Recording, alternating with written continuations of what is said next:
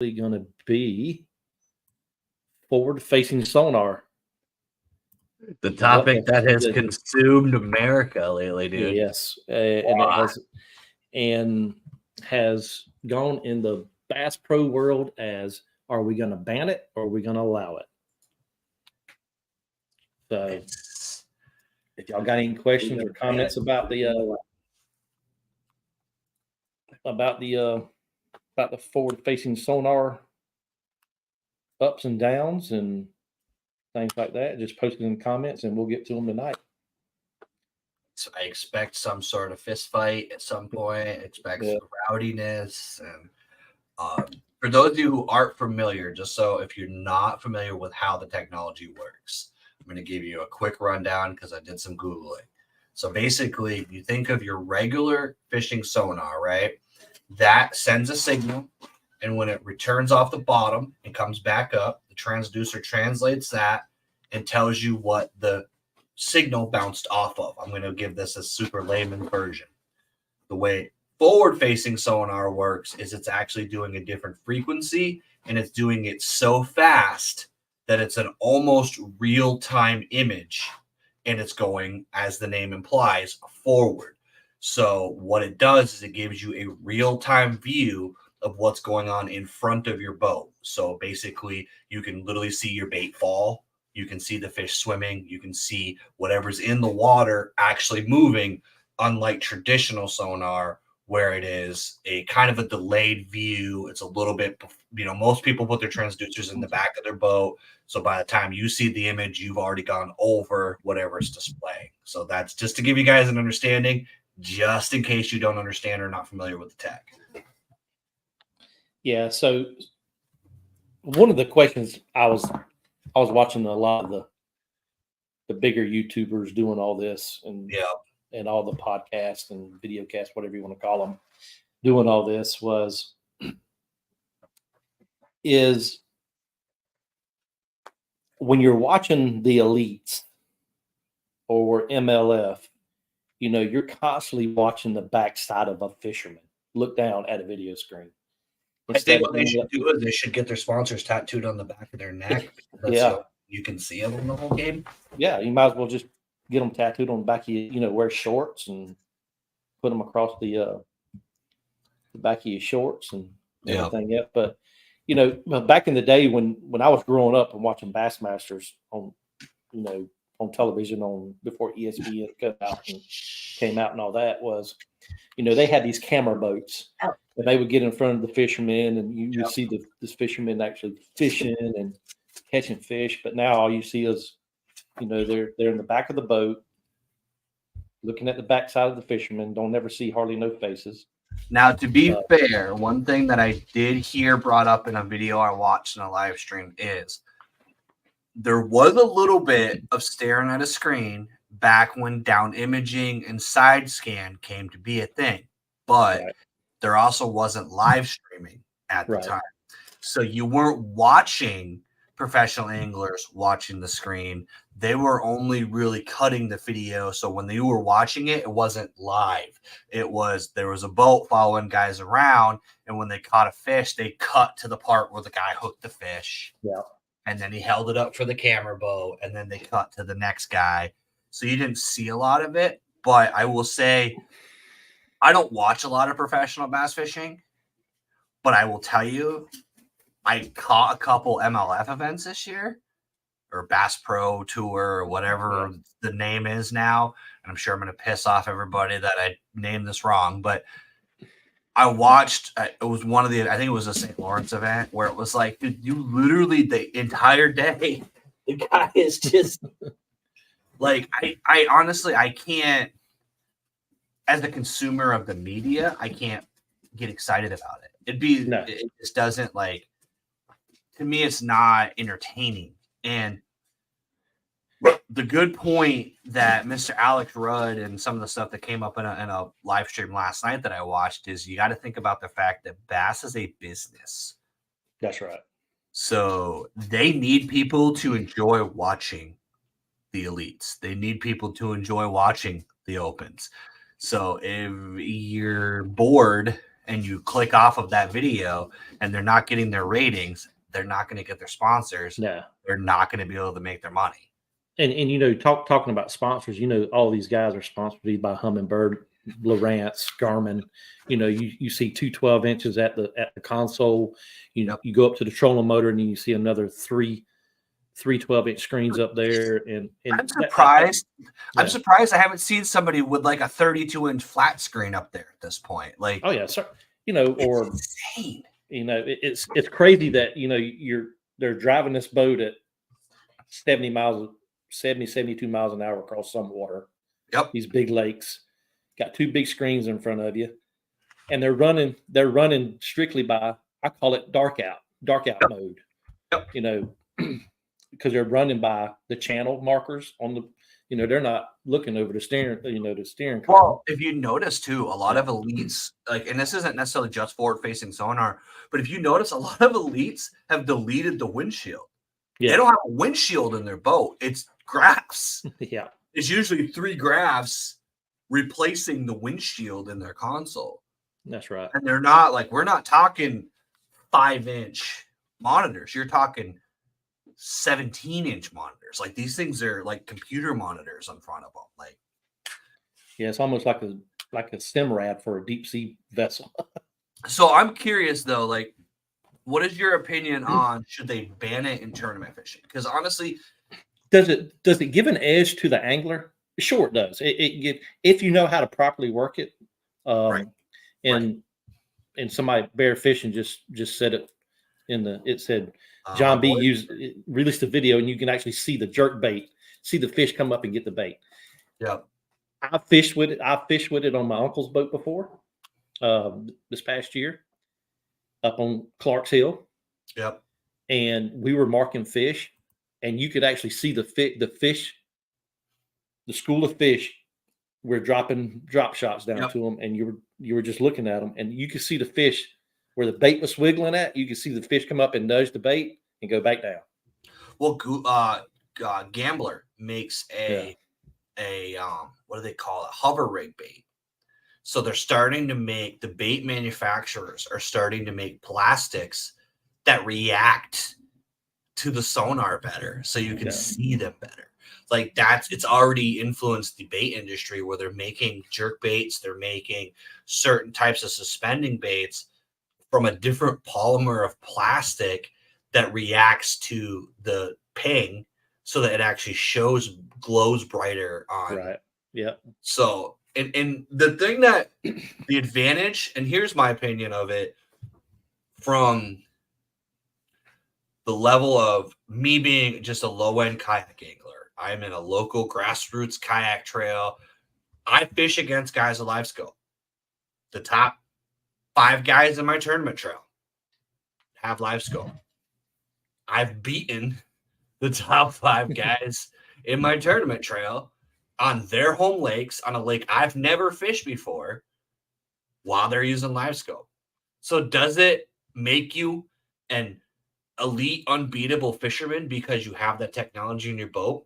No, not really. But what it does do is, on a day where those fish are suspended, you're going to find those fish faster than I am, because I can barely read 2D, let alone forward facing. So if you're good with that forward facing, you're probably going to be able to find those schools of fish. You're going to be able to find even bait quicker than I am.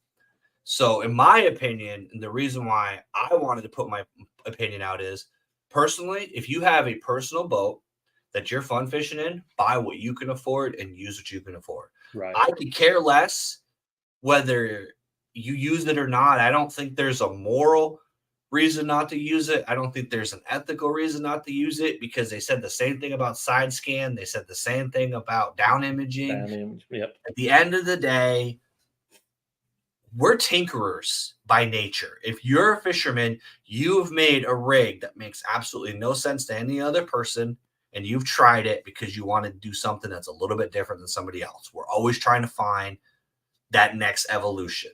But what I think is that at low-level tournaments, it should be considered to be banned, only because somebody that wants to just get into tournament fishing, somebody who may be excited about the sport, can't afford it. Right. So that person by default is at a disadvantage against the guy who's willing to spend or can spend that much money. So like at the pro level, not even talking grassroots trails, like the opens, for example, right?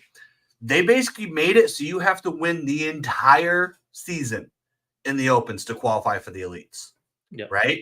These are the guys that we're going to be watching in the elites in the future. These are the next generation. It's the next man up.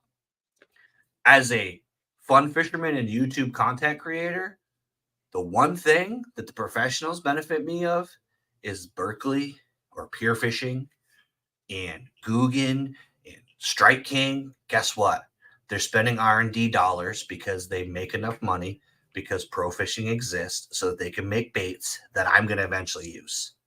Right. If they're not making their money, they're going to stop making their baits.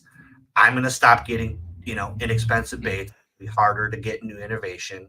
And that all comes down to those guys at that level. If they all aren't sponsored by Lowrance, they're not sponsored by Humminbird, they're already spending hundreds of thousands of dollars a year to travel their boats around the country and do these tournaments and pay the entry fees to do the opens. So the guy with a deeper wallet is going to be able to run something like forward-facing sonar, whereas the guy that can't afford it might be the next Gerald Swindle. He might be the next Jacob Wheeler, but you'll never know because he couldn't use the advantages because he didn't have sponsors. Yeah, that's, elites, let them have it. Because as far as I'm concerned, none of them are paying for it. Yeah. There ain't no way anybody in the elites is paying for their electronics. No, it's all sponsorship. And, you see these guys pick up these boats from all these marinas that do nothing but bass boats. And, they do a walkthrough of their boat. And you're like, holy cow, that boat costs $200,000. A regular Joe Blow everyday worker can't afford a $2,000 boat. That's a house payment. Dude, some of these and going back to kayak fishing, if I was fishing for money, like on the national level of kayak, like Hobie BOS, you're getting all these people up here like Christine Fisher, Drew Gregory, all these guys, all these women and men fishing these higher level kayak tournaments. They're sponsored. The kayak company, by the electronics company, battery company, or these local people that have kayak shops and put all these kayaks together. They're sponsoring these higher end fishermen that are fishing these national levels because it's more exposure for their shop. And like me, I work a job for a living. And how can I adjust my income to go pay $6,000 for a unit to put on a kayak when I'm not fishing for $20,000 or $30,000? See, that's the thing, and that's the thing that honestly baffles me is so like for example, my tournament Saturday, right? $50 buy-in, 14 anglers. Okay, so we placed 3.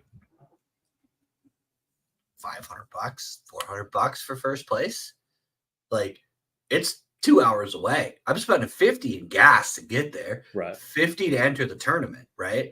So I'm not even going to make literally my net tournament income this year is about -$400 between entry fees and gas. And I'm using a kayak. I'm not even using a bass boat that burns $5 a minute worth of gas going from one side of the lake to the other. I'm not using a 250 show. I'm using my legs. So these guys that are trying to compete, dude, they already have so much money invested. And that's the thing is, the forward-facing sonar stuff isn't going to go down in price for a long time either because it's so new. So it's going to be something that's not going to be mainstream for a long time. And in my opinion, like I said, the way I always looked at it was let the guys in the opens like limit it. Like honestly, I saw a comment earlier, and that actually makes sense. Limit the screens. Yeah, I had it marked right up here. So if you do limit Right the here. screens, that's how you control it. Because if you want to use forward facing, that's fine, but that's all you're going to use. You're not going to know how deep you are. You're not going to know what your water temp is, and you're going to be able to control it a little bit. The problem you're going to have is these guys that fish the opens. Some of those guys are fishing MLF, the opens, the local. They used to be Redmans. I don't even know what they are. Like the local, old boy trails, the green grass ridge trails. There's all those like OG trails that they fish their local Wednesday nighter. It's not like, how do you enforce you're not using it? That's the question I always had. Is, if you get a guy that can use it in one trail, not the other, he's not gonna.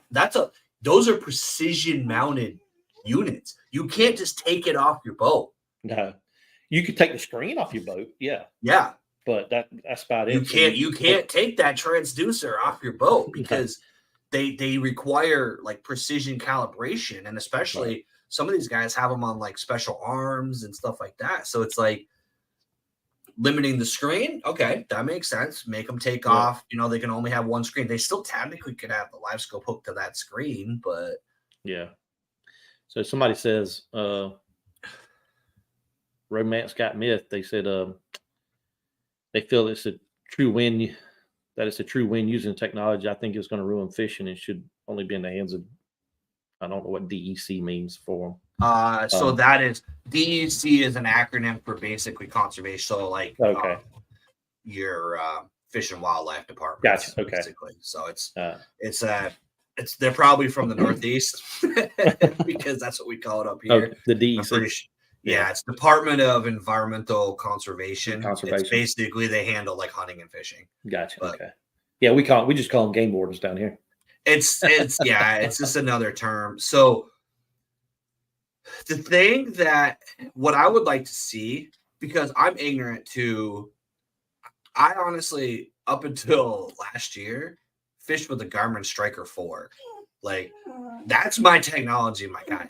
Like that's what I got. And it's not even the like, what is it, the Vivid or whatever with the pretty colors. It's literally the OG 2D sonar. That's what I had. Right. I bought a bass boat that had a Hummingbird Helix on it, but it doesn't even have GPS and it doesn't have side imaging. So it's a stock DI. I'm just barely learning, like I was joking with Bear Fishing, who was in the chat. I was joking with him earlier. I was like, this is my knowledge of fish finder. See that dot? That's a dot.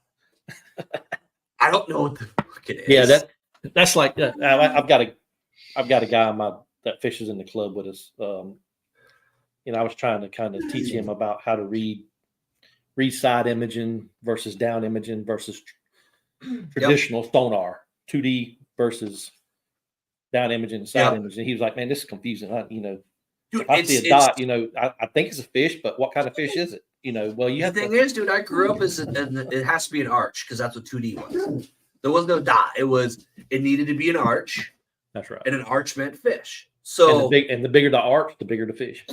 And that's what it meant. Yeah. And that's what I learned. And growing up, I was a salmon trout fishing.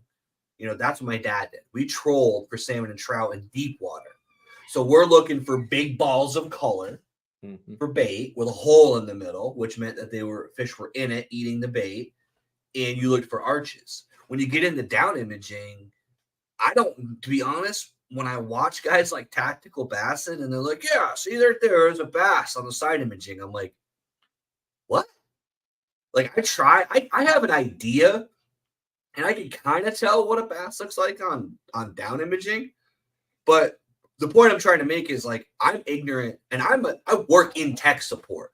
So it's not like I'm a non-technical person. I literally am staring at 4 monitors on a gaming rig that cost me $2,000 to build myself. Like I know technology is just, for me personally, how I like to fish is flipping wood. I like punching mats. I like frog fishing in the mats. I want to be up in it. That's what I want to do. And forward-facing sonar and even down imaging gives me zero advantage in that environment because it really does not shine through grass at all. Yeah, really down imaging was made for offshore fishing. It is. It's for fishing deeper water. points, ledges. You know, The deep funny part is structure. everybody acts like this is a new technology. It's been out for a long time. Oh yeah. It's just trout and salmon fishermen and offshore guys were using it to locate bait balls and things like that so they can go troll through that. This is something that's been out for a while. It's just not been used. Crappie guys really started bringing it into the bass world. Right. That's right. I was fixing to say that. It was actually started as a crappie fishing type deal. And then I guess certain bass fishermen got into these electronic companies and said, look, why don't we start putting that on bass boats and let us start using it on bass boats? Because for crappie, it makes sense, dude. It really does because they school up. It's hard to find them. They move around. They're not an easy. They're actually, honestly, in my opinion, harder to catch than bass. It's just when you find them, you're gonna pull 40 of them, but you gotta find them. So that's where that technology helped those guys. But with the bass fishing, it's become it's funny because it's really become a smallmouth technology too. If you really think about it, you're not forward facing a largemouth because largemouth don't school like that and they don't live in those environments. They will, and you can find them offshore. And I know somebody's going to correct me and say, well, forward facing won the event in Florida. I get it, but it's not a grass technology. It actually is a detriment in the grass. And I actually find when I compete against guys with it on grass lakes, I beat those guys because the one thing I will say, guys that get hooked on it, it's like the guy that always throws a spinnerbait or the guy that always throws a jig. When the conditions don't warrant it, they can't do anything else because that's where their confidence lies. So those guys that use that forward-facing sonar when there's 8 feet of water and 6 feet of grass, they're still trying to use it and they can't. It's not going to be viable for them. Right. But at the same time, personally, I've never used it. So I can't speak to its power. And it's funny because I sound negative and positive, but like it's if Lawrence called me tomorrow and said, hey, look, we're going to send you 2 units. We're going to send you the arm. We're going to send you the transducer, and we would like you to use it in your kayak. Am I going to put it on my kayak?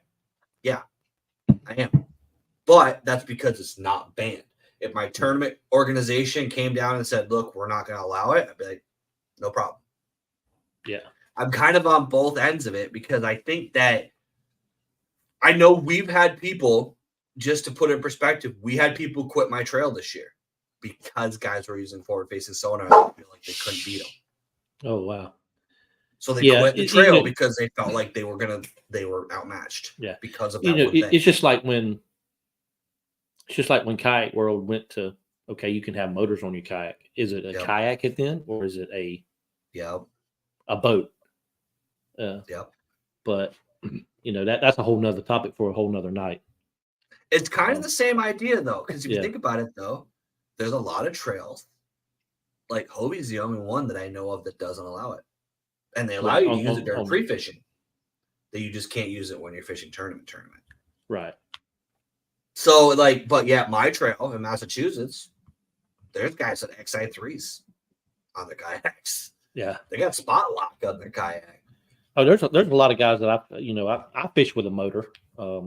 Unfortunately, I did go to a motor. Just because of I can get into big reservoirs, I can fish these rivers around here a lot better. Now, are you using like a Torpedo, or are you using like? No, I use a front. I use a bow mount. Yep. It's a hand remote. Yep. So, but I want to get to little Rich's question here. He says forward-facing sonar is fishing for an 1/8 ounce jig, small plastics. So what about the manufacturers who want to make the spinner baits, crankbaits, and swim baits? They won't sell as many larger lures. No, that they won't, because if you look at forward-facing sonar, was it majority used for schooling fish, locating schools, vertical jigging, that that's drop shot all day long. To be fair, though, there's only a couple of companies, just to be devil's advocate on this one, there's only a couple of companies that only make spinner baits. like everybody else, makes everything else. So they're just going to have to come out with a line of drop shot baits or a line of, and honestly, crankbaits, I think you're going to find that there's going to be a new smaller, it's going to be smaller than a 1.5 deep diving. I think you're going to see deep diving crankbaits get smaller because they're going to want to use those to get them out there. Like, because you think about it, if you set that forward facing to 60 feet and there's a school of fish, you cast 80 feet and drag that deep diver through that school, it's going to be an effective technique. So you're going to get some of that. You could do the same thing with a spinner bait.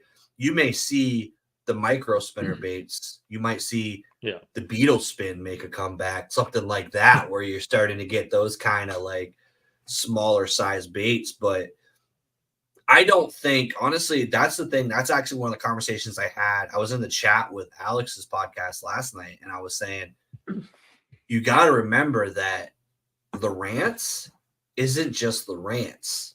Lowrance is owned by another company that's owned by another company that makes baits, that makes rods, that makes plastics. There's only like 5 or 6 actual companies. If you guys want to go down a rabbit hole, Google Pure Fishing and see what they make. Well, look at, I think VMC, is it Rapala, Storm? All of them follow the same. It's like one big company with umbrellas off of it. Yep. Yeah. Look up who Pure Fishing owns. Look up who Johnson Marine owns. Yeah. Like, there's a reason why your Minn Kota sinks to your Hummingbird. It's not because they're friends. It's because they're owned by the same company. And all these companies that are in cahoots with each other, they all have the same parent.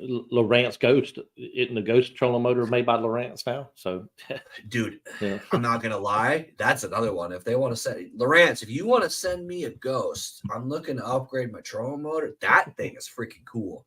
But that's the other thing is you're gonna start seeing. I think you're gonna get forward facing sonar heads and trolling motors. I bet you see that in the next couple of years. You're just gonna start getting ones that already have. I know they have one with like Mega Live Head already. Minn Kota already made one, but you're going to start seeing like all these guys putting their forward facing sonar transducers right in their trolling motor heads. But I'm waiting for the VR glasses. Like, I'm waiting to be able to put a pair of glasses on and turn my head and it rotates my arm, and I'm wherever I'm looking into the water at the same time. Well, what lake was that fished for them smallmouth, and they were using them? Oh, floggers, yeah. Floggers. The freaking traffic cone, yeah. Yeah. Those things are interesting, the floggers. I mean, and there you go again. That created a whole freaking... I heard about that because I saw it, and it was another one of those. It's the same outrage that they have about forward-facing sonar. I think like, should this be legal? Yeah, I think I saw Jacob Wheeler had it in one hand, had his spinning rod in the other, and he was like this, and he hooked up. He just let it float in the water and reeled the fish up. I'm like, yeah, they have them tied up paracord to their boat. Yep. So, and now that right there is one thing I will say. Trying to stay somewhat on topic, but off topic a little bit is, I do think that spawn fishing tournaments shouldn't be allowed if you're removing the fish. If you're taking those fish and putting them in your live well and bringing them to a weigh-in, they shouldn't allow spawn fishing because that fish's bed is now dead. Yeah. So you've killed 1,000 bass because you weighed that fish. If you want to do an MLF style where you weigh it and throw it back in the lake, fine. But some of these like Bassmasters where they're fishing the spawn, and then granted, I know like a lot of times they're pretty strategic about timing it. So they're hitting the southern lakes, which have already hit spawn before they do it. But as a northern guy, knowing how they hit the St. Lawrence and they hit Champlain, they used to hit Champlain early. And like that kind of stuff bothers me because that forward-facing sonar is going to give them an advantage when they're starting to move in for spawn. Oh, yeah. Because they're going to be able to see those schools that are setting up to move in. That's right. And I think I listened to a podcast the other night, was aquatic biologist, Shane. I think Yep. he's from Georgia, somewhere in Georgia, like middle Georgia, upper Georgia. Okay. And he was talking about that, not to get off subject real quick, but he was talking about riding that fish around in the boat off a spawn for 8 hours and then going to weigh it in, putting it into a catch tank, and then they taking it back out. Now you've ruined that fish's lifespan. Yep. And then, the 100,000 eggs that she was going to drop, even 10,000 of them survive to become mature fish. You've killed 90,000 fish. And that was kind of the point I was trying to bring home is Champlain. So that's a personal one for me because it's 20 minutes that way. They were catching the biggest bags they've caught on Champlain. Was that because of forward-facing sonar, or was it because these guys are getting better? That's the stats I want to see. I don't know. Is it because he's got? It's not like it's Champlain's new. Like I can't. It would be different if it was like, oh, this is only the third time the Bassmasters have been Champlain. Bassmasters has been fishing Champlain since before I was born. So I would really like to sit down with like Roland Martin, Gary Klein, Hank Parker. So Klein's still fishing. So yeah. So him in particular, because he came up through the ranks of when they didn't have forward facing to forward facing. Yep. And see what the majority, see if did it take more studying as far as lake breakdown, looking at maps, looking at old, I wouldn't say old footage, but old data that them bass fishermen kept back in the day. They probably got notebooks stuck in their closet or attic. Guarantee it. With water temperatures, with coordinates on them. And they used to, like, I remember back in the day, it used to be like, oh, that old barn and this rock. They would like triangulate instead of doing waypoints. It was always, I did that when we were kids before my dad had, fancy waypoints on our fish finders. We used to be like, okay, there's a big dock on the shoreline. If you between that dock and that rock, if you go 2.3 miles an hour trolling for salmon, it's the same concept. But they went from that to literally having spot lock and waypoint. They literally just pull up all their waypoints. And when they figured out a pattern during practice, they can just push a button and the trolling motor brings them through all of those waypoints. They don't even have to drive their trolling motor anymore. It's automatically navigating them through all those courses. And go right up a bank at the angle they want to go at, and it just brings them right down through there. I think if you look it up on YouTube, back in 1978-79 era of the Bassmasters, when Ray Scott was just starting all that out, everybody had the same boat. Yeah. You wasn't sponsored by a boat company. No, Bassmaster actually had the boats, provided the boats with everything equivalent on the boat. And the only thing they had was a flasher. Dude, those boats too were like John boats. Yeah. Those weren't your $150,000 skeeters. No. Those were I think they were what, Crestliner or Lund, or like they were duck boats, essentially. They were just bigger version of a duck boat. They were like the trackers are now. They were like the hybrid style boat. But yeah, they all had the same boat. That was a different era, to be fair, too, because they were all required to wear suit and tie. And they were like, that was like the good old boy era. And I like the old, not to get off subject again, Mike, but I like the old jerseys they had. They had button ups, had the pat, like the sonar patches. Actually, big bass patch on them. Yeah. Yeah, it was. What's crazy about it is the technology. You knew it was going to increase. Like you knew it's going to get that point, but it's funny. That's what makes this topic so polarizing. Yeah, is you get guys that are like, "Oh, it's going to ruin my fishery." Well, I can tell you, watching a podcast last night and actually having talked to a few people, and I would love to. And if you guys know of or are familiar with or have contact information for a biologist, send them my way, because I really want to get a biologist on a live stream and be able to quiz them a little bit. Alex had Gene Gilliland on last night, which is Bass's biologist. This dude is a trained biologist, and he's the one that does it for bass. And just to give you perspective, he's got forward-facing sonar on his boat, but they have yet to really determine if it's going to have an effect on the fish in general. Now, in my personal opinion, as a kayak angler and seeing how CPR works, I kind of am a little anti-live well, I will admit. I kind of wish they would go to an MLF where they measure it and throw it back, even if they want to keep it a 5-fish limit, measure it with a Marshall and throw it back in the lake.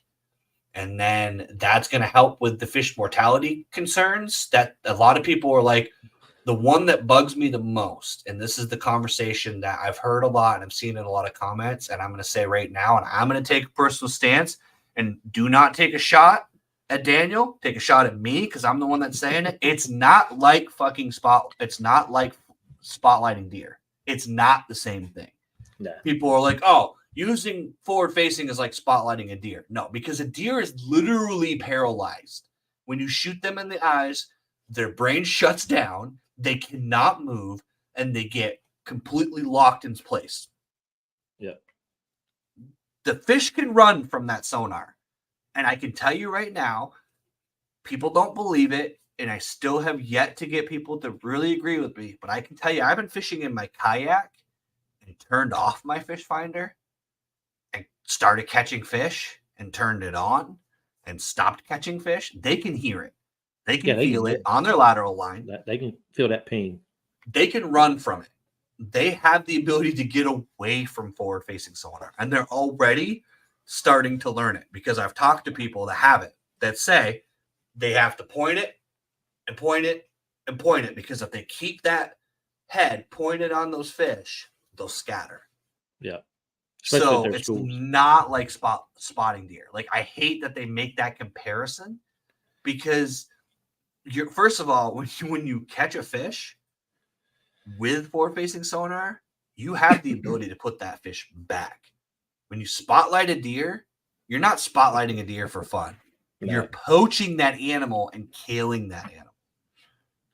So people that make that comparison, that bugs me. Is it an unfair advantage? Does it ruin fishing? That's going to get into the whole purist versus modern versus that's an argument that I can't answer for you because that's your personal opinion. But that argument right there, every time I see that in the comments, I'm like, guys, you're just opening the door for PETA to be like, see, they're disabling the fish and they're harming the fish. And you're creating an environment that's giving ammo to people who don't want fishing to be a thing by saying that. Yeah. Yeah. You know, talking about the lateral lines on a bass is, you know, every type of, I don't care what type of sonar you use, it puts off a ping. That's the way you receive back the signal on that. Yeah. On that graph. So in traditional sonar don't put as much ping out as a down imaging or a side imaging because it's not receiving as much information back. Right. Now forward facing sonar, if it was quiet outside, and I could vouch for this because I've heard it on the boat before. Flex. Yep. Yeah, it you can actually turn that thing on sitting there, just pull your trolling motor up, turn the forward-facing sonar on, and you can hear it go tick, tick, tick, tick, tick, tick, tick, yeah, just like a steady tick. Yep. And once you get in the water column, that thing amplifies 10 times. Yeah. If you don't believe it, go underwater and just snap your fingers. Yeah. Put your head underwater, do that. It's loud. Matter of fact, you want to hear something crazy, go underwater and pull a jackhammer by you. You'll go deaf. And that's what the forward-facing sonar is. So it's shooting so many times a second that those fish have to hear that. So, like, they're going to evolve to learn to – now, granted, a fish is not intelligent. We give fish way too much credit for being, like, an intelligent species. But at the end of the day, because they're so unintelligent, it becomes an instinct. When they hear a trolling motor, they know to avoid it. When they hear you stomping around on the deck of your boat, Grandpa used to yell at you because you were being loud and talking when you were fishing, be quiet. They can feel that vibration in the water. They don't necessarily have enough intelligence to go, that is a human and that's going to be a problem for me. It is that noise, The last time I heard that noise, I got a hook in my mouth and I was pulled to the surface. So that's a danger. I need to flee. That's their instinct. So like they're going to, no different than when the Whopper Plopper came out. No different than when the chatterbait came out. The Ned rig started becoming popular. When the Ned rig first came out, they were talking about people catching 70 fish in a trip. Now it's just part of your regular arsenal. And the fish are like, I'm not going to bite that because the last time I bit that, I got hooked. Like they're learning. They just haven't adapted to it yet. I don't think it's really going to change fun fishing and conservation. I do think that from a tournament standpoint and a competitive nature, the NFL doesn't let someone take steroids because it gives them a performance enhancement. Right. They don't let players use, there's literally regulations on the equipment they're allowed to use. I guarantee you there's a lighter pad, there's a lighter shoe that they could use, but they're not allowed. Like there's always a competitive edge and there's always something that's going to be better. But you have to create some sort of even playing field at some point. Yeah. You know, I wouldn't mind seeing, even if they didn't ban it at all, if they held certain tournaments, okay, no forward face on. Yeah. And especially these rivers, like the Tennessee River. Yeah, you don't need it. You know, all the rivers that they fish, the St. Johns River. I really like to see them too. I like to really see them two events do away with forward facing sonar and actually see how the pros fish the river without that type of advantage. Oh, absolutely. And the thing is it's funny because, like I said, it's one of those, like, we don't have enough data. There's no way to know what the effect's going to be. But at the end of the day, whether they ban it or not, is not going to come down to whether I don't like it or you don't like it. Oh, yeah, it's not going to come down to whether the professionals like it or not. It's going to come down to, can BASS monetize it and make money from it? Heck yeah.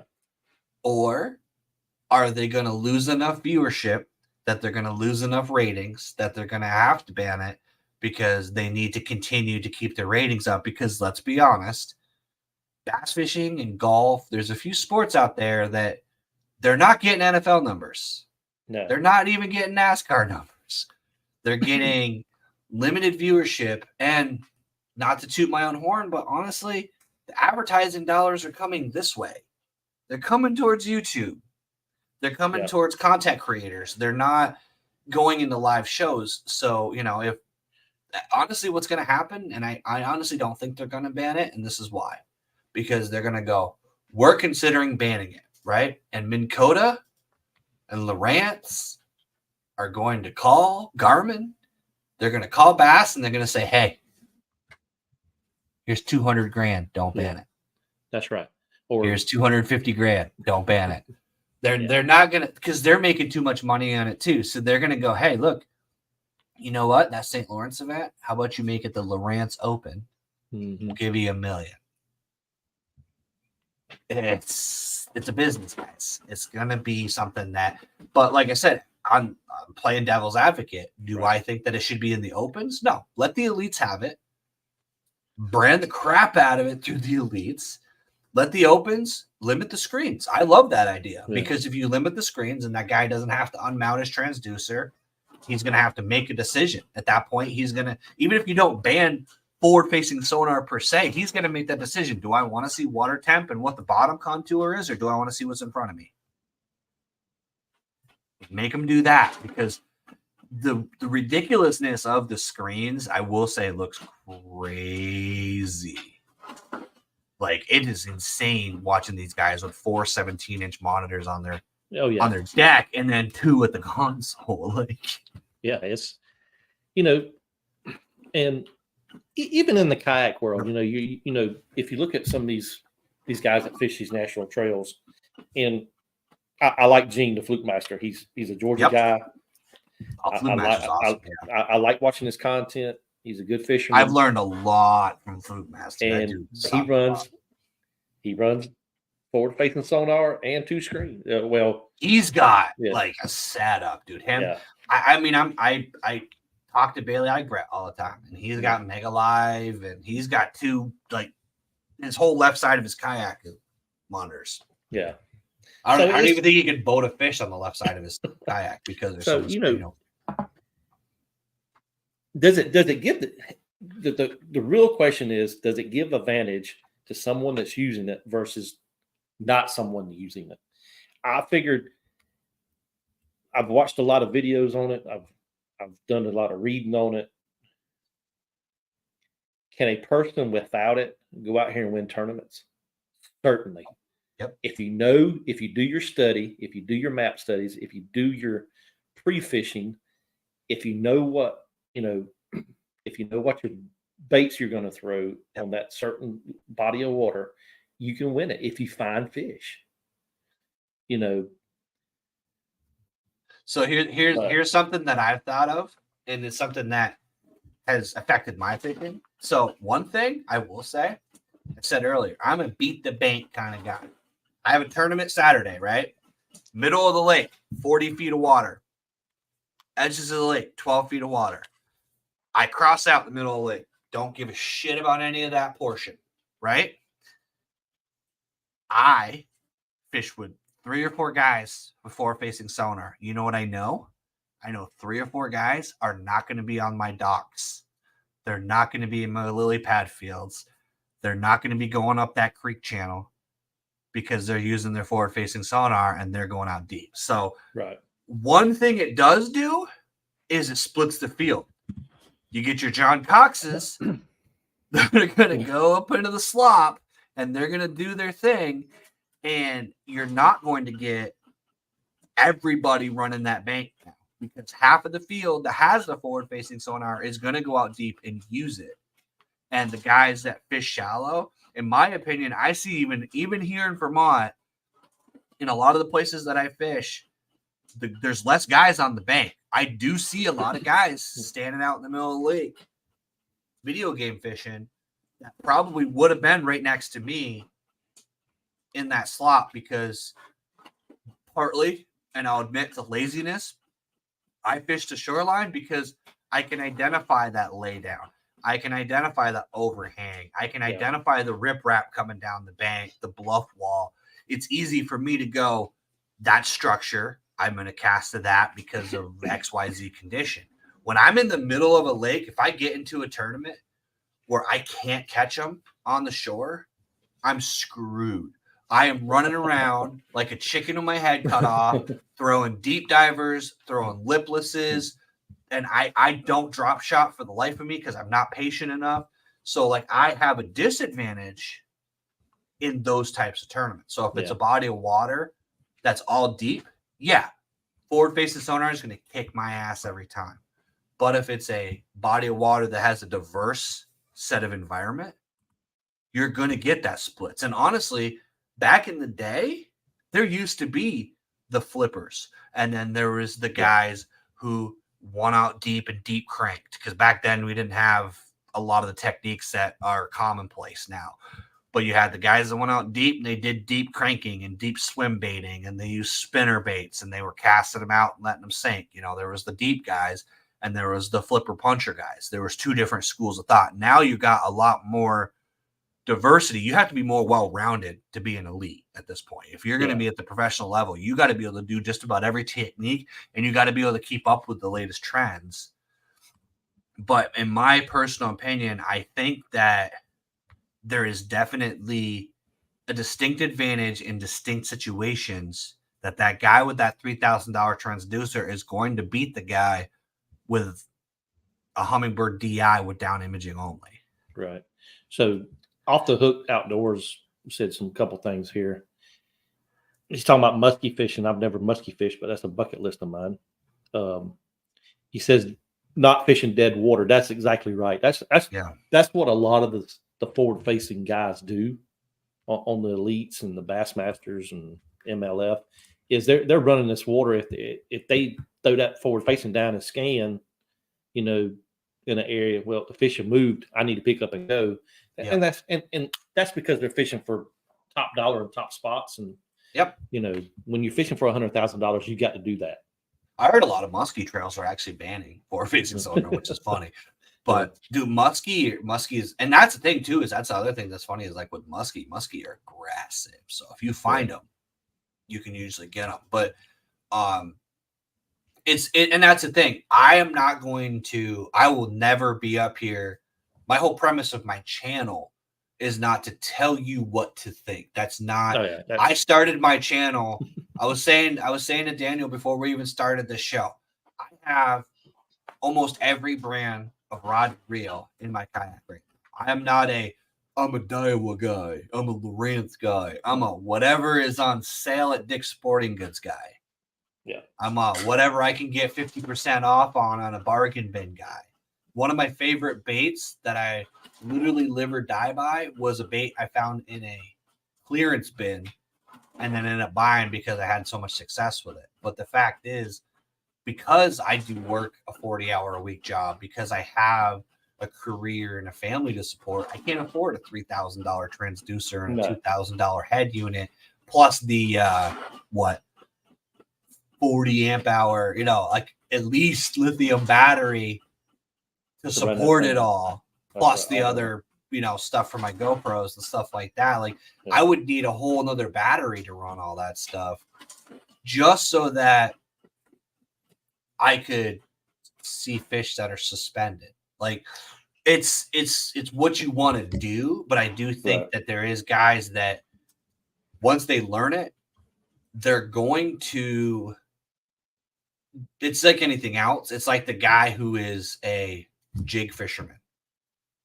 That guy is going to beat me in an event where the jig is what the bait they want. But the thing about forward-facing sonar is forward-facing sonar turns into a drop shot or any bait. You know where they are. So there's 10 different baits now I can throw because I found them.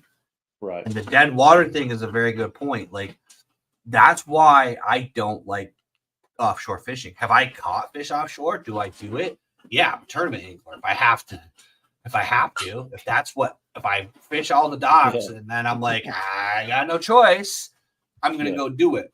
The one thing I will say is in that event, I'm going to lose to a forward-facing sonar guy because he can spend the first 2 hours just panning that thing around.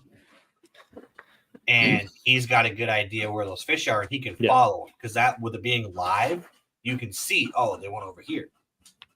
I don't know where they went. If I cast, I catch a fish, I spook that school. They could have gone left, right, center. I don't know. With that forward-facing sonar, I'm watching them. I watch them depart to the right, turn that. Okay, I got to go over here. Yeah, it's so there's a lot to think about, Mike, and for the whole fishing industry. Like you said, if Lou's contacted me tomorrow and said, "Look, we're going to pay you to be on our pro staff, and we're going to send you 10 rods and 10 reels to use," certainly. But for me to go out and buy nothing but Lou's or Favorite or Okuma or Daiwa or whatever, no, I'm not going to go spend. I'm a working man, so my budget is the budget is the budget level, and that'd be another good topic for a podcast is budget fishing.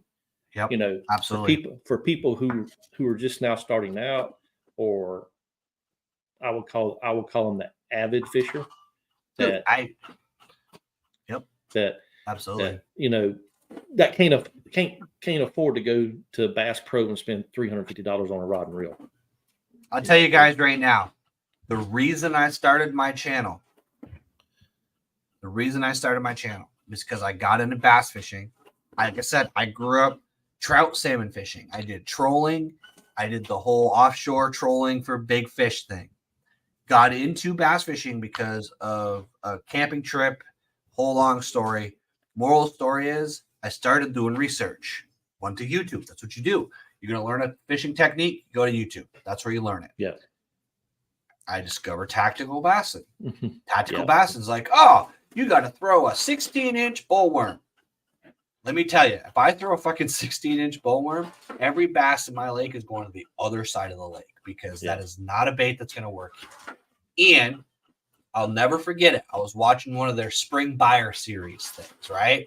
And they always talk about, oh, this is a discount. This is a decent, inexpensive combo, right? And they're like a Shimano Corrado with a St. Croix rod is a discount, and it's a good deal. And I'm like, $250 rod and $175 to $200 reel is a deal. I'm like, I've got Abu Garcia Black Maxes on Berkeley cherrywood rods that cost me $49.99 at Walmart. And the fact is, at that time, my PB was 5.5 pounds, almost 6 pounds. Like, I didn't really weigh it properly. Guess what I caught that on? A freaking Lose Hank Parker edition that I spent $25 at Walmart. Like, I have caught just as many fish on. As a matter of fact, I still have the red rod right there leaning at an angle. That's a Berkeley cherrywood rod. Google that. They're $19.99. They're not expensive. Yeah. I've got a lot of rods, a lot of reels. And again, on the other end of the spectrum, I just bought a KVD for $140.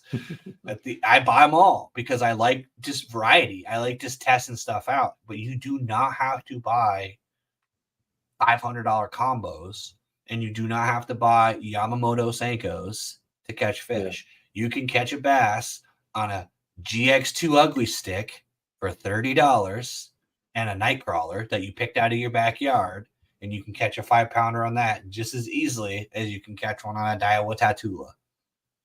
It's all about knowing how to fish and where to fish and putting the time on the water. When you put that time on the water, you watch enough YouTube, you learn the techniques, you know what you need to do when you get to the situation that you're in.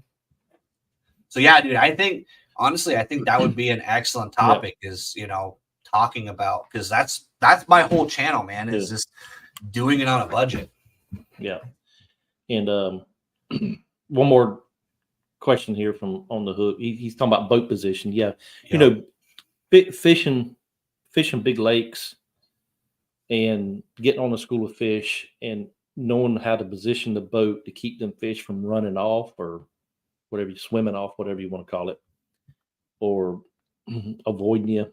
It's boat position. And yeah, you got to know how to position your boat. You got to know how to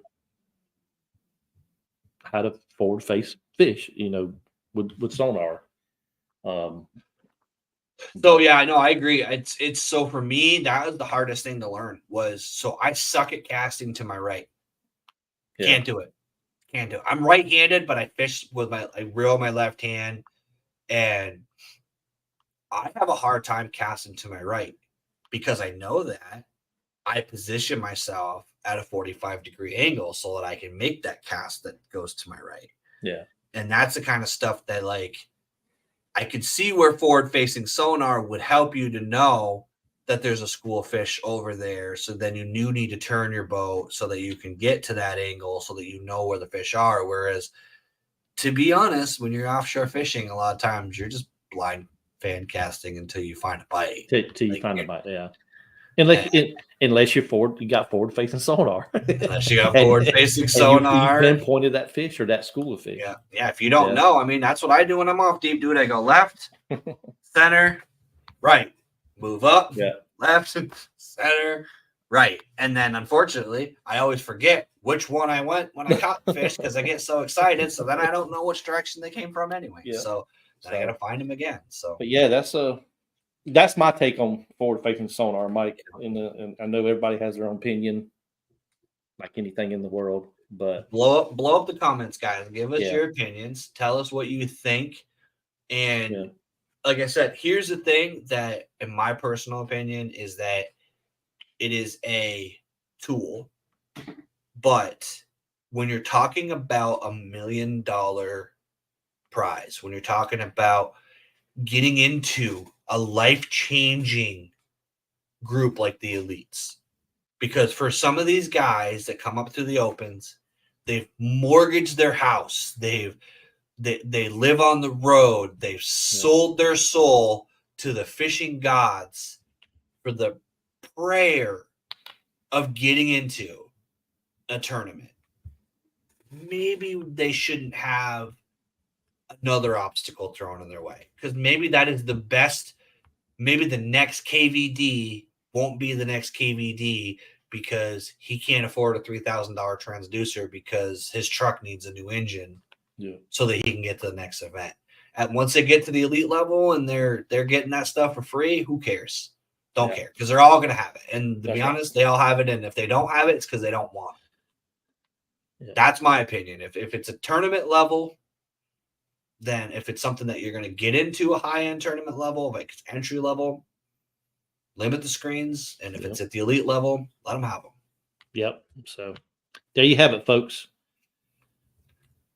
Another May Contain Fishing Live podcast with myself and Mike. And just, if you have a comment, just leave it. I'll answer it. If you want some more advice on forward-facing sonar, hit up YouTube. There's plenty of it out there. So thank you for another show. Make sure you like, subscribe to our channels. We both have Instagrams. Mike, do you have a Facebook account as well? I do, actually. Yep. It's all branded. Yep. Being Outdoors across everything. Okay. And we're actually going to be porting these guys for those of you who don't have time or don't want to watch it all on video. I was talking to Daniel about this. They do allow us to port this to Spotify. So if you guys want to, I know I personally listen to podcasts while I'm fishing. Yeah. It just gives me something to distract me. So I'm going to port the whole video episode, but if you guys have Spotify, we're going to be porting these shows down there as well. I'll actually put information in my videos, and I'll have the information for the next episode of how to locate those if you want to just listen to it in your car on the way up. I know sometimes it's easier to listen to Spotify than to bring up YouTube. We're going to start pouring it down there too, so you guys have another way of listening to it. Okay. So thank y'all for joining, and join us in 2 weeks for another one.